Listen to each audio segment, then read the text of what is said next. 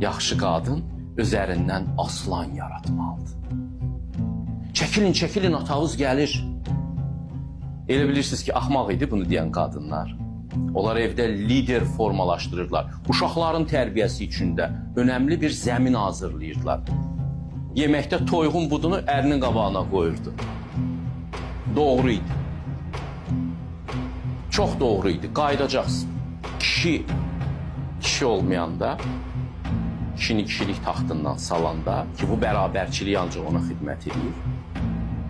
Qadın da özünü mutsuz hiss edir.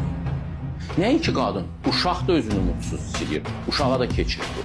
Bizim ailə tərbiyəmiz hamısı birdən pozuldu.